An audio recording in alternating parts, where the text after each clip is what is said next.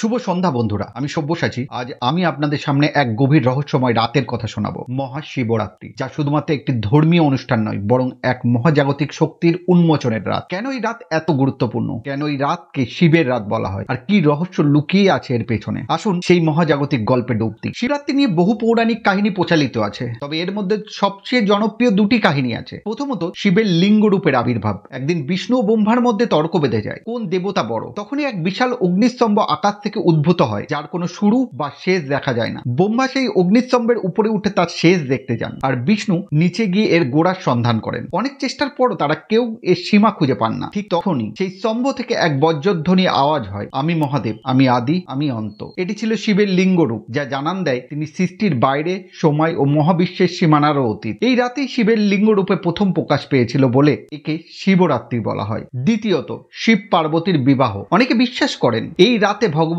শিব ও দেবী পার্বতীর মহাবিবাহ সম্পন্ন হয়েছিল। পার্বতী দীর্ঘ তপস্যার পর শিবকে স্বামী হিসেবে পান, আর এই শুভ দিনে সমগ্র দেবতারা আনন্দে মেতে ওঠে। তাই শিবরাত্রি বিবাহিত দম্পতিদের জন্য এক গুরুত্বপূর্ণ দিন বলে বিবেচিত হয়। শিবরাত্রি শুধু শিবের আরাধনা করার সময় নয়, এটি এমন এক রাত যখন মহাজাগতিক শক্তিগুলো বিশেষভাবে সক্রিয় হয়ে ওঠে। যোগী, সাধু এবং তপস্বীরা বিশ্বাস করেন এই রাতে ধ্যান করলে বা উপবাস করলে শিবের শক্তি সরাসরি অনুভব করা যায়। এই রহস্য বোঝার জন্য কয়েকটি গুরুত্বপূর্ণ বিষয় লক্ষণীয়। বিজ্ঞানীরা বলে শিবরাত্রির রাতে পৃথিবীর চুম্বকীয় শক্তি বৃদ্ধি পায়, যা ধ্যান ও প্রার্থনার সময় মানসিক শক্তি বহু গুণে বাড়িয়ে দেয়। যারা এই রাতে উপবাস করে, জাগ্রত থাকে এবং শিবের ধ্যান করে, তারা এক গভীর আত্মিক অভিজ্ঞতা লাভ করে। এটি এমন এক রাত যখন শিব নিজে কালসর্প দোষ, পাপ ও কষ্ট দূর করে ভক্তদের নতুন জীবন দান করে। মহাশিবরাত্রির বিশেষ উপাসনা করার কয়েকটি ধাপ রয়েছে। রাত জাগরণ। শিব ভক্তরা এই রাতে জেগে থাকে এবং 4 প্রহরে শিবলিঙ্গে দুধ, জল, গঙ্গা জল, বেলপাতা ও চন্দন নিবেদন করে। ওম নমঃ শিবায় জপ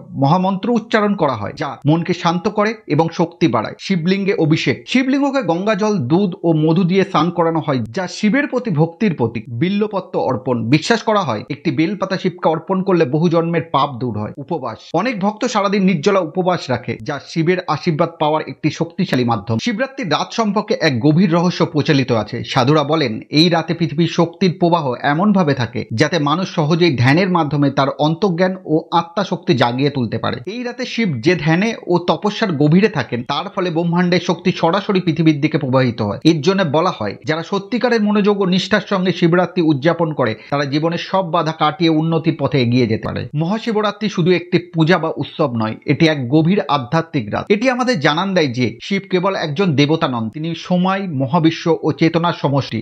এই রাতের মূল বার্তা হলো অন্ধকার থেকে আলোতে উত্তরণ, পাপ থেকে পুণ্যের দিকে যাত্রা এবং আত্মজ্ঞান লাভের মাধ্যমে প্রকৃত উদ্দেশ্য খুঁজে পাওয়া। তাহলে বন্ধুরা, এবারের মহাশিবরাত্রি আপনি কিভাবে উদযাপন করবেন? ধ্যান, উপবাস, নাকি শুধুই শিবের নাম জপ করে? ওম নমঃ শিবায়।